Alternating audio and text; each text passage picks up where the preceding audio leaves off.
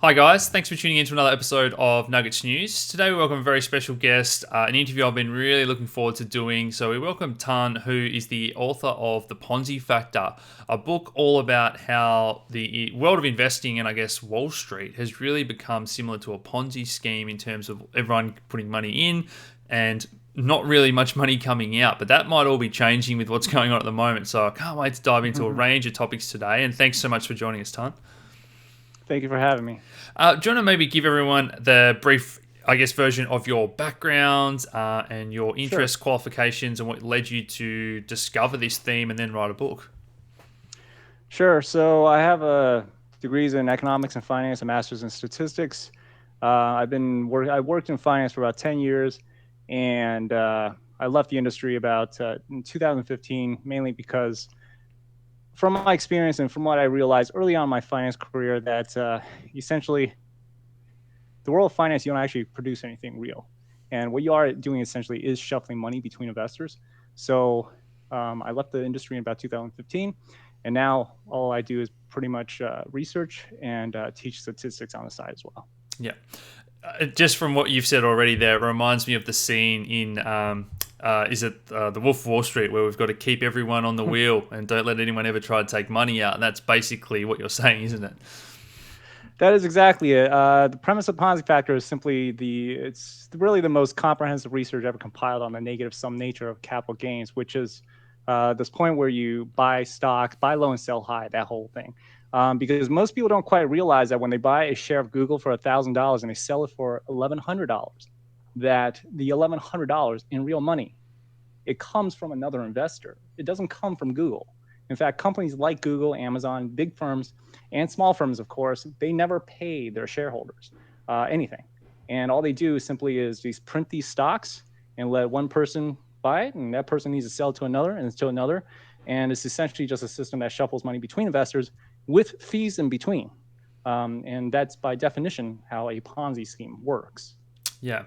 I mean, one thing I used to always say to people is that to me, it was so outrageous once I found how the world of investing works that men that sit in suits at keyboards in these high-rise ivory towers, they get to determine the price of real goods. Often, like the farmer that's labouring, and some of these people can't make money, and yet everything is being determined. Whether it's the silver mine, and the price of silver is being determined by these paper contracts by guys that sit in keyboards and do nothing productive for the Mm-hmm. economy all day. Mm-hmm. Yeah, you're talking about basically the futures and commodities and things like that, right? So I got to tell you, in that sense, at least that's a little more legitimate than stocks in a Yes. lot of ways, because at least the futures, where you have to commodities and things like that, you're obligated to buy the end product at the end. The contracts obligate you to buy it, so Yeah. it is legitimately backed by something. One thing most people don't quite understand is they think of stocks as an asset, a ownership in the company. First of all, it's nothing like ownership in the company. It's not ownership in the company. But one major thing they don't pay attention to is that stocks are not finite. Companies print them at will, print them as needed. They make it sound like there's all this governance around printing stocks, but the reality is no. They just print it. So Yeah. it's not technically backed by anything aside from you could kind of think of it. Oh, it might be backed by the company hypothetically down the road. If they ever go out of business, they have to sell everything. If there's anything left over, then you might get something. Okay. Yeah. But that is super hypothetical. But in practice, it's basically they just print stocks. Yeah. And yeah.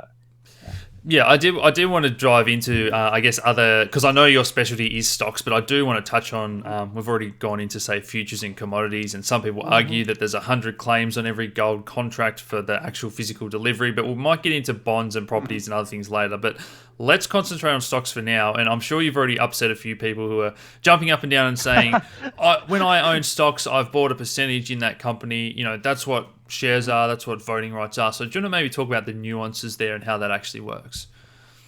Yeah, sure. In practice, you don't own anything. Let's look at there's many examples. Okay. Let me just put out one simple example. If you own the company, okay, don't you think the owners should receive money from the companies they own? Well, with non-dividend stocks, you receive nothing. As I mentioned earlier, with Google, with Amazon, you never get anything from the company. All you can get is what you can sell that stock to another person for, a bigger fool for. That's where you're getting your money, a bigger fool. It is not from the company. Sorry, but if stocks are ownership instruments, owners should receive money from the companies they own, like dividends. Another simple example is this. If you own shares of Amazon, right? Why don't you as an owner have at least a schedule of when insiders like Jeff Bezos is going to liquidate billions of shares or billions of dollars worth of shares, right? The same thing just with Amazon, with any stock, okay? Why don't the shareholders at least have a schedule of, when's the CEO going to liquidate all these shares? When's the CEO going to buy these shares? You know why you don't have a schedule? Because it ain't ownership, okay? It ain't ownership. You ain't got nothing. You don't have any real entitlements to the company at all this whole idea about ownership in equity is like, again, based on this hypothetical idea that you have a piece of the balance sheet based on a hypothetical assumption that if the company ever goes out of business, you might get something. If the company ever gets bought out, you might get something. But hypothetically speaking, that's nothing because we're talking about observable facts, reality, what you're dealing with right now. The reality is you own nothing when you buy a stock. So what in Australia that we love dividends, and a lot of companies actually pay out a lot of money rather than reinvesting in themselves, which I think is a bit of a problem. But what are the nuances there, or what are the numbers around, say, the US market? Because what you're describing is slightly different. Or how is it still applicable even for a company that pays out, say, a 3% dividend? It's still a big problem, isn't it? Yeah, so dividends. Here's the thing. So there's different ways of making money from stocks, right? Capital gains and dividends. I will first address actually buybacks real quick, okay? Because there's a big thing about buyback stocks and stuff. I don't even like to talk, but basically in world finance, they call buybacks an alternative dividend. No, it's not, okay? First of all, most of the buyback companies that buy back stocks, they just print more right afterwards or right before. So they're actually just buying back stocks that they just printed before for the CEOs, for the employees, or whatever it is. So everyone in finance, CNBC, all of them, all they talk about is buybacks in terms of how much money they spent. They don't talk about the dilution, which is how many shares they printed before or after. And furthermore, it doesn't even matter if within the last 10 years, let's say, a company bought back certain number of shares and their shares outstanding actually decreased, because they can always just print more after that. The only time buybacks can ever be legitimate returns to an investor, like an alternative dividend, is if the company buys back the shares and says, we will definitely never, ever print any more stocks ever again. That's the only time buybacks can ever be legitimate returns to investors. But that doesn't happen. It never happens, and it won't happen. Yeah. And also based on my research, over 60% of the companies that bought back shares, I think between 2009 and 2015, had shares outstanding that increased between 2007 and 2020 or 2018. But basically, yeah, during the periods they bought back stocks, they actually had increases in our shares outstanding around the periods that they bought back stocks, which shows clearly they're just printing more stocks whenever they want, as needed. So buybacks are not returns to investors at all.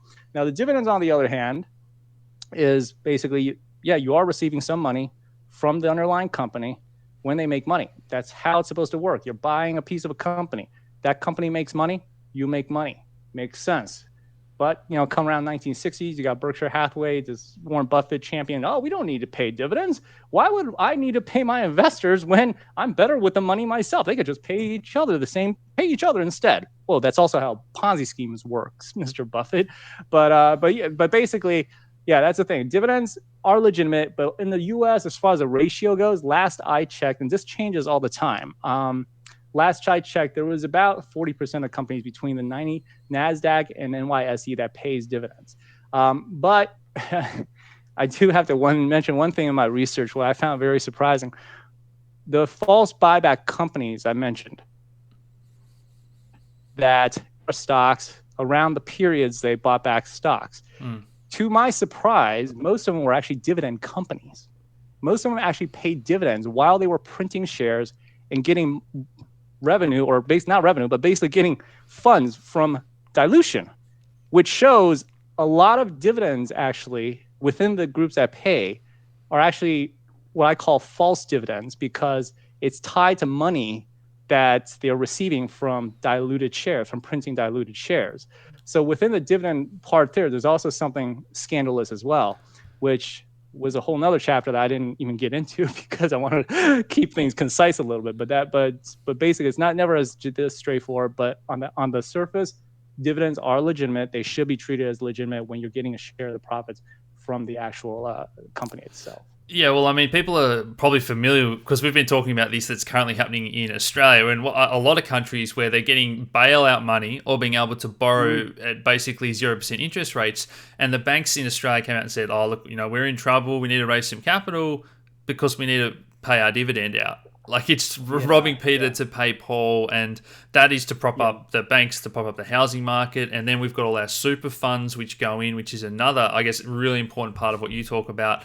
All these retirement funds that are forced buyers of stocks, and people are basically holders or hodlers, as we say in the crypto world, where they have those stocks for 40 years until they retire. So there's just like a Ponzi scheme where you're always filtering more people, and that might be changing as we hit this sort of demographic cliff. But do you want to talk about that aspect of things?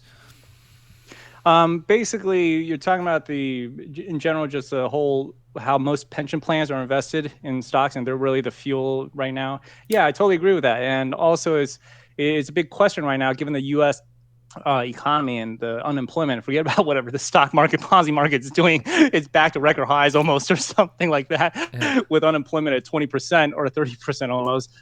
But yeah, I did kind of like toy with that idea in terms of, well, what's going to happen when the pension plans, because people aren't working, are going to stop contributing funds into the market.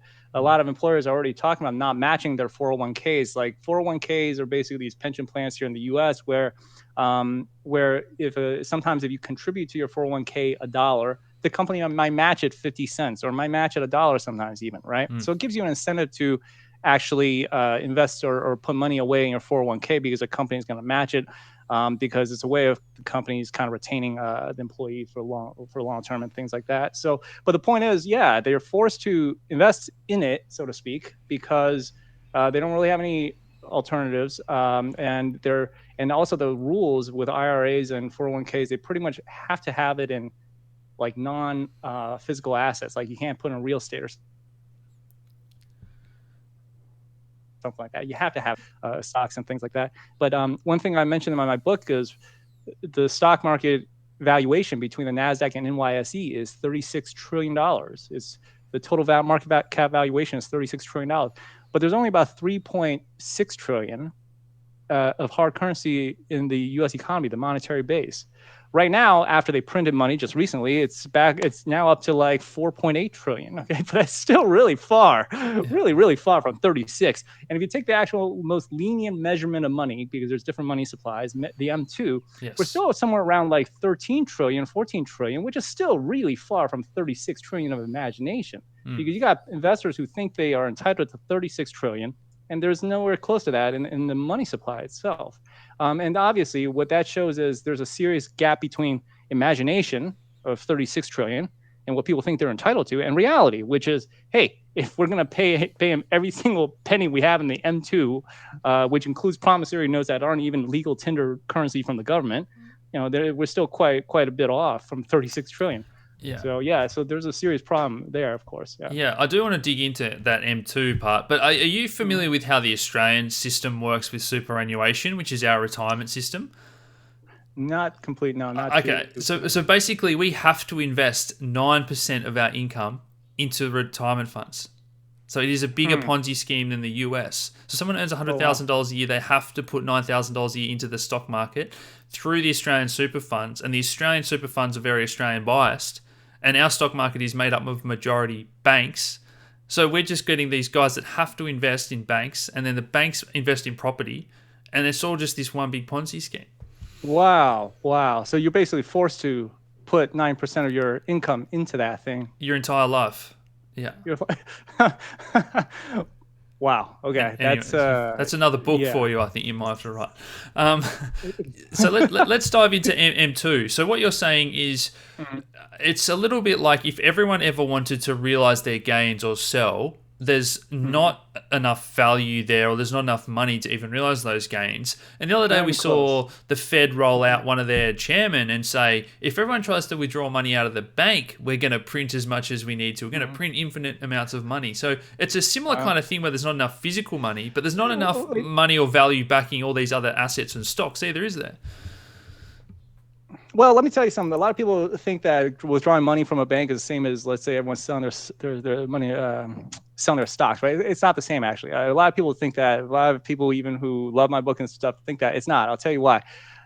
Withdrawing your money from a bank is withdrawing something you deposited. Okay, you literally put it there and you're going to get it back. True, it's not there because we have a lending system, we have a fractional reserve system, and it's being lent out to other people based on, I think, a 9-to-1 ratio, right? But the thing is, every dollar that's lent out has a name on it. They are obligated to pay you back, but it's not there physically. It's literally you withdrawing, trying to withdraw something that you actually deposited. Yes. Stock market's not like that. You're literally selling a Ponzi asset, a piece of paper, in an open market where no one has to buy it. Your stocks are there. Okay, you got it. You just can't get money for it. Okay, yeah. That's a difference. All right, you got 100 shares of Google. Oh, it's there.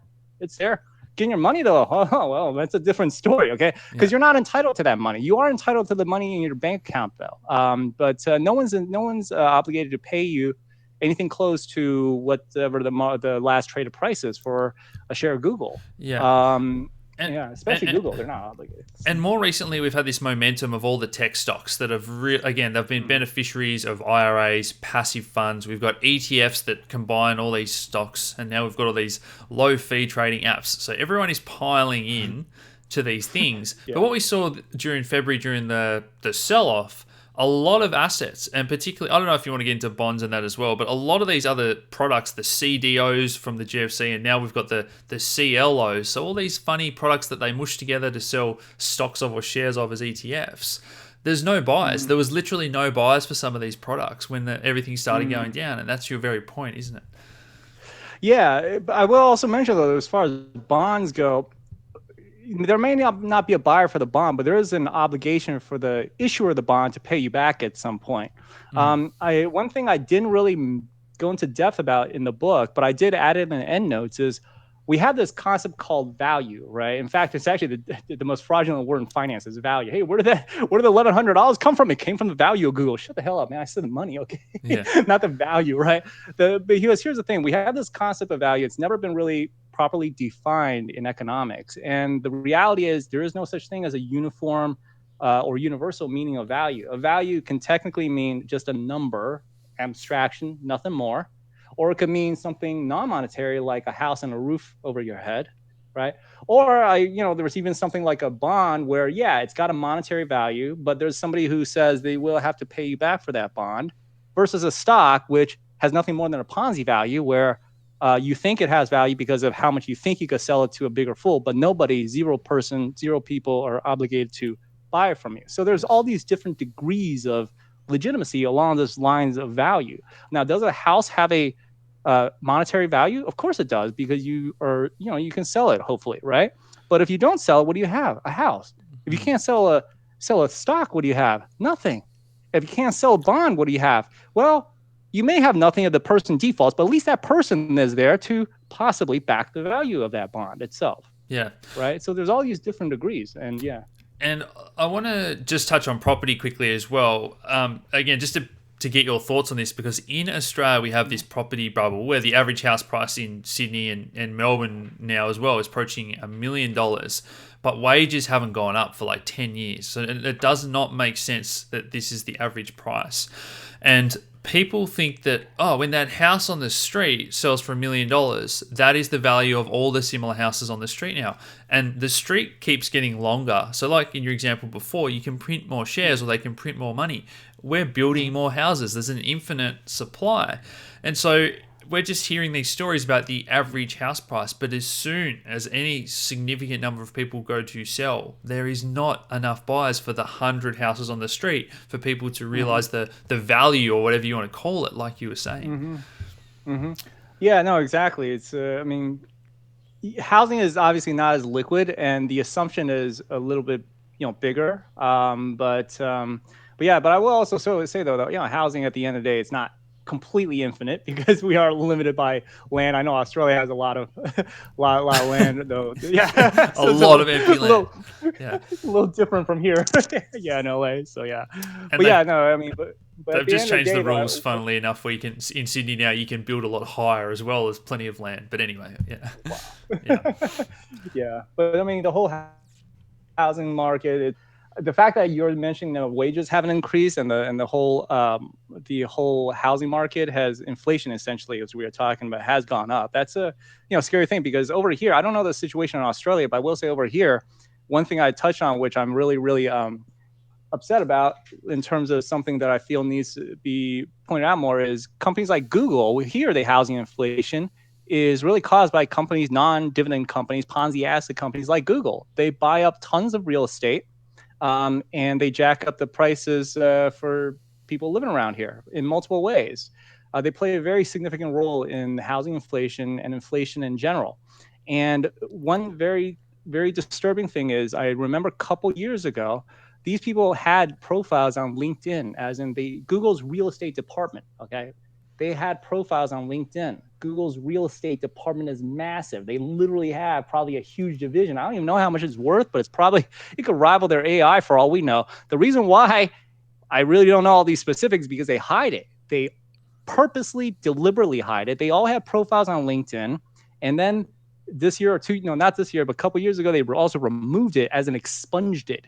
If you try to look up information about Google's real estate holdings, Google's real estate department, you won't find it anymore.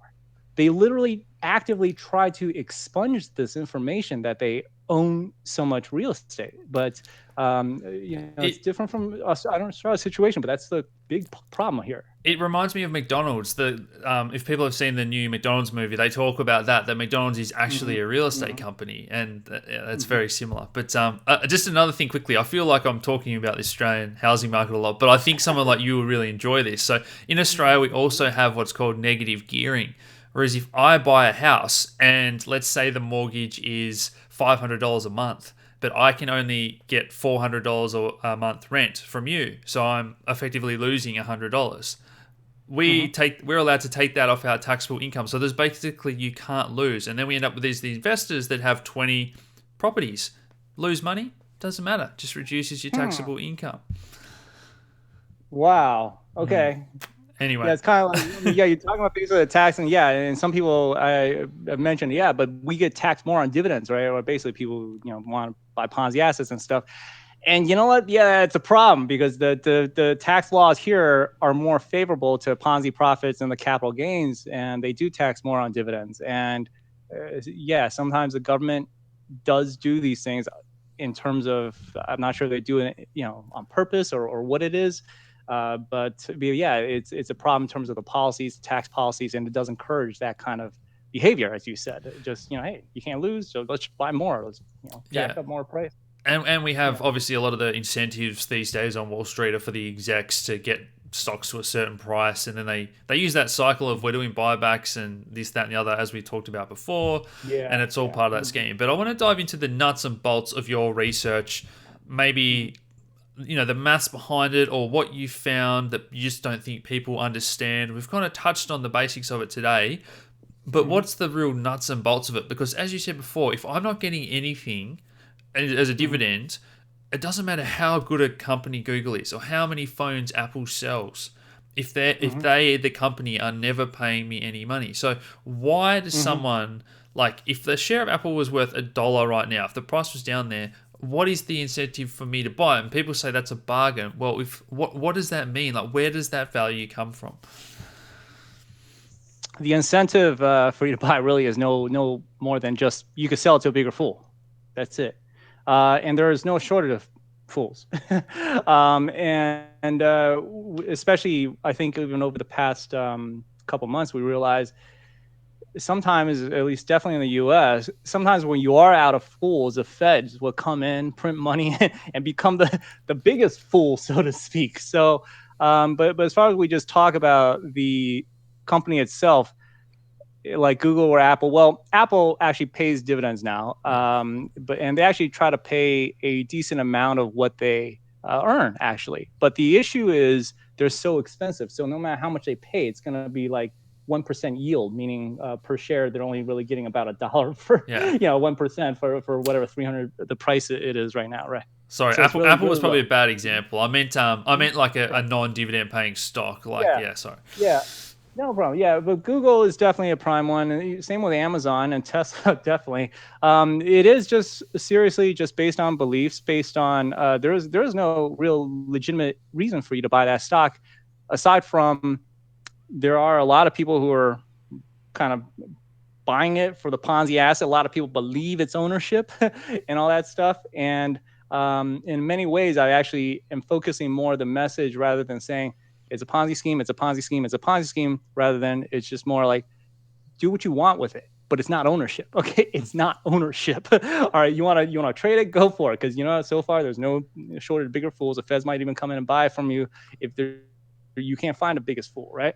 But it's not ownership. And this whole idea that it is ownership is a myth that is propelled by Wall Street. It's because they need jobs. They need to find ways to print this stuff. The idea of non-dividend stocks didn't even come into existence until sometime around the 1950s or 60s. And there's very, very little actually information as far as definitively when did this happen? When does this turn? I only know that it's around the 1950s, 1960s because of clues, because I've heard from fans that said they were going to business school in the 70s or something like that. Older people, obviously. And they said that their teacher was saying, there are these new things called tech companies that issue stocks without dividends.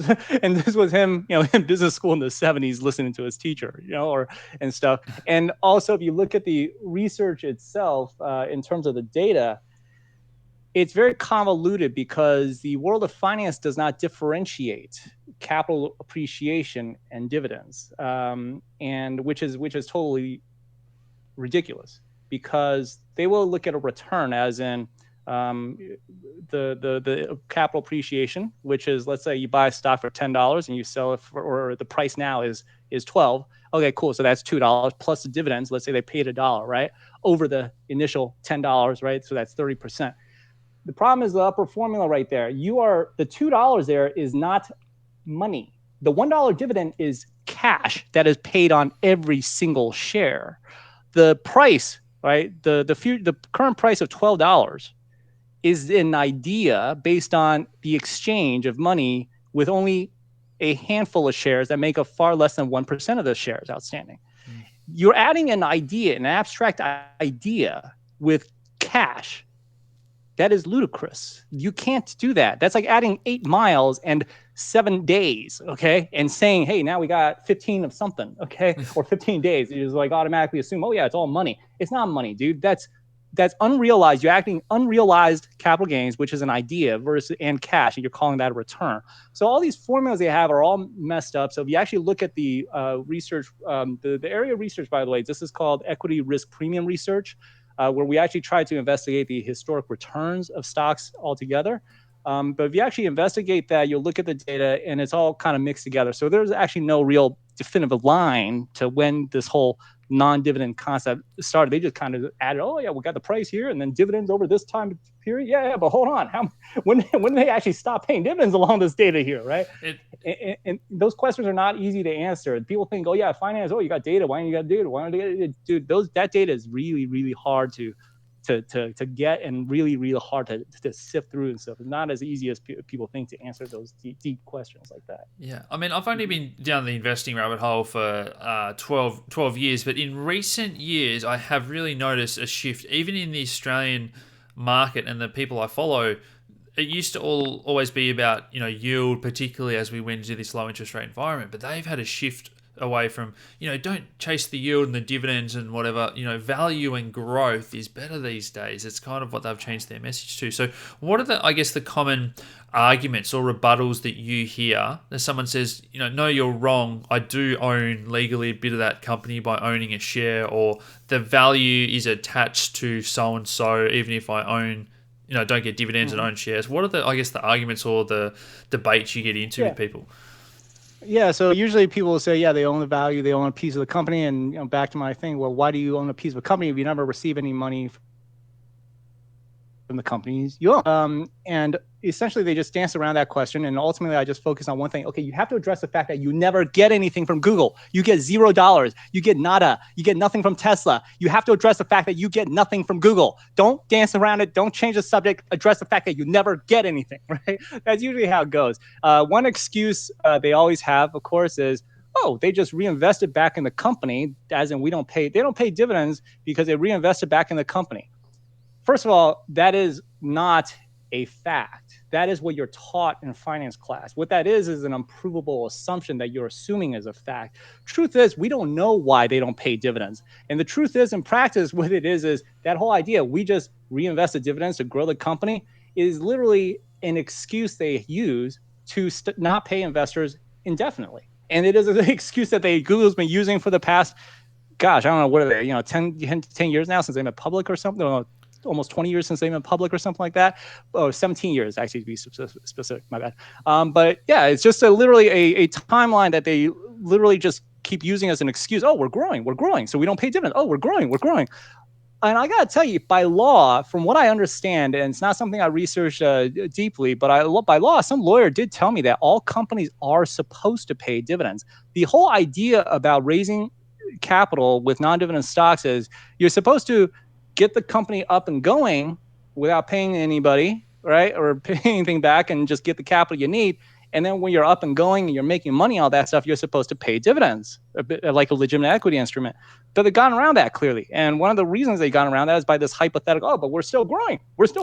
Yeah, you'll never stop growing by this, right? Because you don't ever have, why do you have to pay your shareholders, if you don't have to? Because by that rule, you never have to. So is the thinking there that after 25 years we're going to have finished growing and you'll own a share and we might pay a dividend at that point? Is that the thinking, what people would say, that's why I'm holding onto it to get value? Or yeah, that's usually the hypothetical idea they use. Oh, but they could get bought out later, is what they always say. Yeah, I might not receive anything from the company now, but they could be bought out tomorrow, or 10 years, or 5 years. Oh, how about 50? Okay. Like, basically, it's an unprovable thing. And that's why I always say, if you want to debate with me, play in reality. Because everything I show are observable facts. Everything you're coming up with are hypothetical assumptions that no one can prove is right or wrong. You want to prove your point? You want to debate me? You tell me something we can observe right now that is in practice that can basically refute what I'm saying. Don't be pulling out some hypothetical thing, because you know what? Oh, you think Google is going to get bought out? I say they're not. You say they are? I say they're not. Guess what? We're both equally right and wrong, because who the hell knows what's going to happen in the future? Yeah. Which is why it's a ridiculous argument about this whole bought out, this whole hypothetical. And that's why I said do not touch it like hypothetical argument. And I also mentioned that on my website, there is literally I'm offering $20,000 to anyone who can prove why Google, Tesla, and Berkshire during a specific time period does not meet the definition of a Ponzi scheme. As in, if you can show me that they don't meet the definition of a Ponzi scheme, and you pay attention to reality, pay attention to logic, right? I'll give you $20,000. It's an open question. It's an open challenge. Anyone can check it out and give it a shot. Yeah. But yeah, I guess one of the biggest criticisms of, say, something like Bitcoin, people say, well, you don't own anything, it's not backed by anything. But in my mind, obviously it has a store of value because it's finite, and it has utility because I can send you money anywhere in the world. So I guess your argument, I'm not sure if you've thought about it like this, it might actually be in favor of some of these other assets where people say, well, Warren Buffett says, owning a Bitcoin is not owning like a bit of a company. So it's kind of, by default, maybe good for crypto. Yeah, so this actually comes up a lot, and it was not something I didn't address it at all in my book, because when I released the book, which was actually by timing in terms of it was already a 7-year project, it was really late and stuff. It was around early 2018. It was when obviously Bitcoin was popping like crazy in December. So I had no time to address Bitcoin at all, and nor did I want to. But initially my thought was this. If I just proved why the stock market's a Ponzi scheme, I'm sure Bitcoin's a Ponzi scheme, right? That was my initial thought.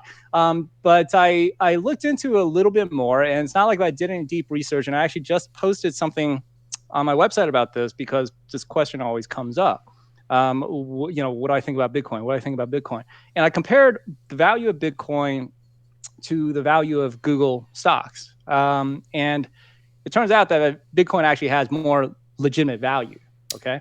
And the reason why is this is because what is it that every stockholder wants from Google? As in, what are the only thing people buy stocks for?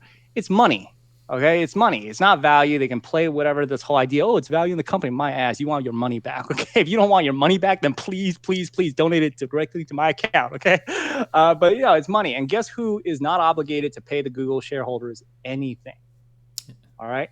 No one's obligated to pay them any money. That's the issue.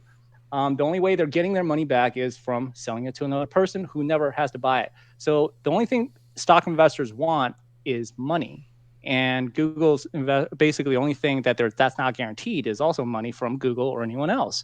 Now, if you look at Bitcoin, sure, there's that aspect too. I want to buy Bitcoin for however many thousand and sell it for when it's a higher price, right? So in that sense, yeah, it's not backed either, right? But like you said, and what I notice is there are vendors that are willing to accept Bitcoin as payment for goods and services, right? Well, it's very popular in countries like Venezuela and Argentina, where their currency is this is a store of value for them. Yeah. Wow. Yeah. So right there, right? Like, now, is that legally backed? As in, does a vendor have to accept payment of Bitcoins? No, it's not. But the fact is they are.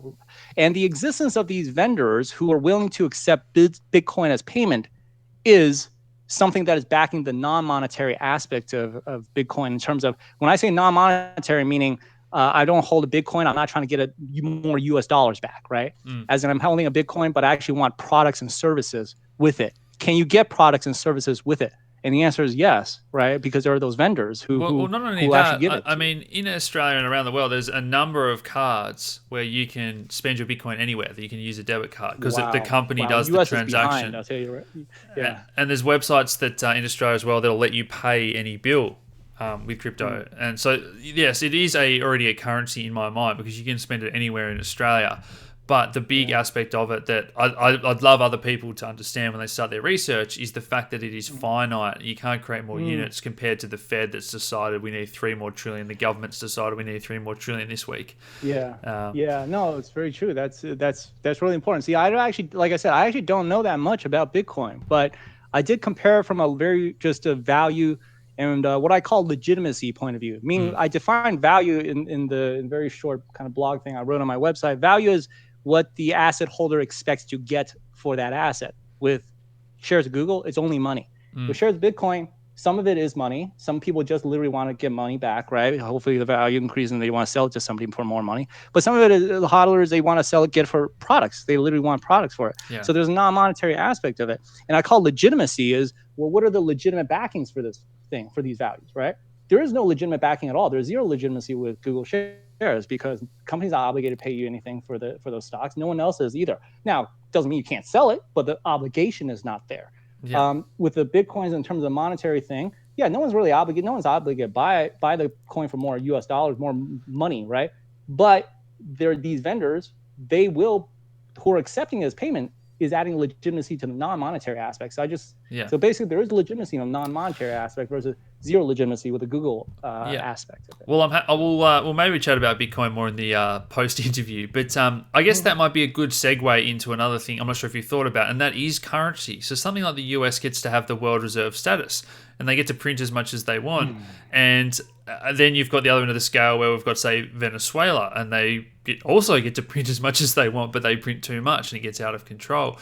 So the argument that Google is never going to pay you anything, if you hold a US dollar, it's only worth $1 because everyone else believes it's $1 and someone else is going to accept that as payment for $1 or buy it off you for $1. But now they're printing trillions more of them. Maybe the rest of the world starts to say, well, hold on, am I going to keep giving them my oil or my gold for this thing that they get to print more of? So does that have a Ponzi aspect to it as well?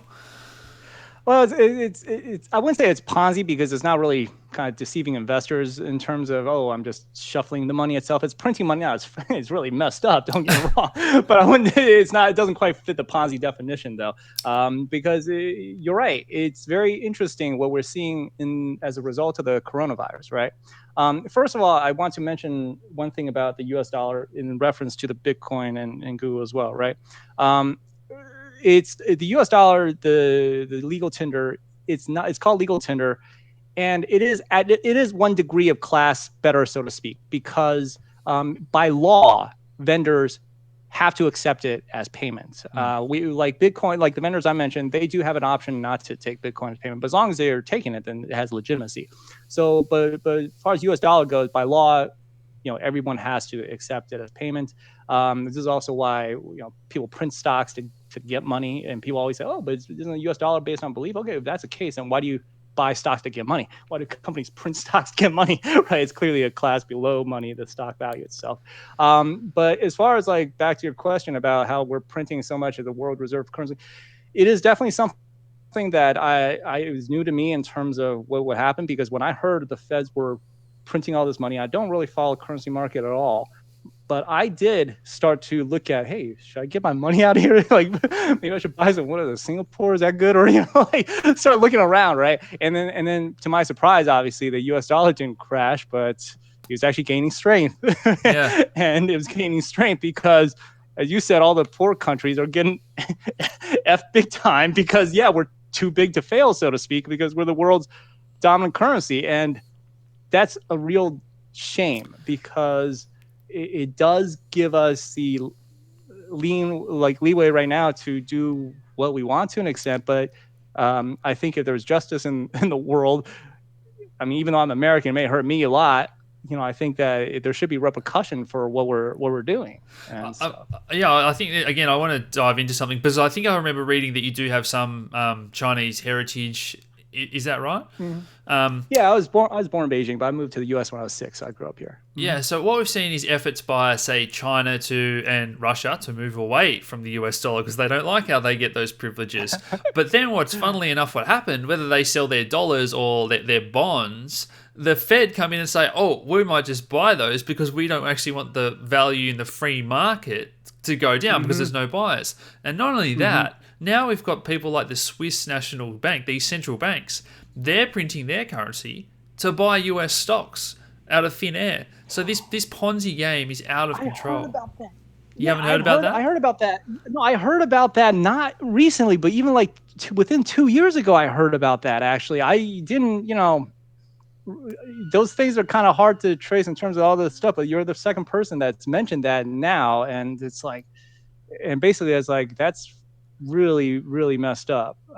That's really messed up that the governments themselves are actually involved in Ponziing it up, because at the end of the day, something will probably happen. Maybe not any time in the foreseeable future, okay? But something's very, very off, right? Something's very off, and just these things. Even when you mentioned just now about China possibly going to a different currency or basically doing their own thing. I also heard many years ago that China also, this was in 2008 actually, they actually did urge the IMF to possibly come out with some kind of a universal currency or something like that to get off the US dollar. Yeah, there's been a lot of talk about the special drawing right, and then China got to be included in that basket of currencies, and now they're coming out with their own digital currency. But it's just all these efforts because of whoever has the best Ponzi machine, the best money printer, to prop everything up, and that is to prop up stocks, like as you're saying. Particularly at the moment, I'm not sure if you saw the Fed have been buying these junk bond ETFs because there's no buyers of these shares. My gosh, I mean, they do behind the scenes. I know that, and it's not something I deeply research. I'll admit that, because a lot of people actually blame the Feds for the Ponzi scheme, right? And I blame the SEC, because at the end of the day, what the Feds do is they definitely influence the performance of Ponzi assets. They definitely prop up the price of Ponzi assets. But the SEC are responsible for the existence of Ponzi assets. These things shouldn't exist at all, non-dividend stocks. So basically, I really do focus more on the SEC side in terms of who is really responsible, because they're responsible for the existence. But indeed, the Feds are definitely coming in more and more in the picture, because right now, as we all know, they printed all this stuff, but also with the whole riots going on in the U.S., true, it does have something to do with Floyd, but at the same time, what I see is it's because of this great inequality, that this huge gap that's ever widening. The S&P are backing all-time highs when we got like 30% unemployment, Yeah. and people aren't paying their rents. We got defaults everywhere. It's so something, in my opinion, well, there's no question something's wrong, but the question is, when is that rubber band really going to snap? Yeah. Is the question. Exactly, Yeah, and I think that's kind of why I've maybe gone off on a couple of tangents today, because I think that it's important for people to realize that like sometimes we live in our bubble and we talk about these topics all the time, and there's lots of smart people in all these sort of parallel fields that are also going down this journey of discovering things that I've mentioned to you today, and this, that, and the other. And more people are realizing the Ponzi nature of lots of different aspects of the financial system, and that's why I think we do have mainly inequality. I think it does all come back to money to some degree, but I appreciate you letting me drag you off on those tangents. But is there anything that we haven't touched on yet today that you think is really important for people at home to understand? Yeah, I think, look, I showed why the stock market's similar to a Ponzi scheme, especially why non-dividend stocks meet the definition of a Ponzi scheme. But I want them to also pay attention to that we are right now entering a new era in terms of what's happened with all these companies being propped up by the governments that we witnessed in the past couple months. It introduced something called moral hazard, where essentially where the investment environment is different, because now apparently we can buy a company if things go really bad, they'll just get bailed out, right? Now it's not like if I'm blaming the airlines for what happened in terms of a virus that they couldn't control, right? But we also have to pay attention to something. They're in the travel business. The possibility of pandemic is within their risk profile. It's within their risk. They don't calculate it. Don't get me wrong. It's not, because the chances of that happening are almost nothing, right? Or zero, right? So, but the thing is, it is within their risk parameters as a travel industry. And do I think that these airlines should go out of business in response to the virus?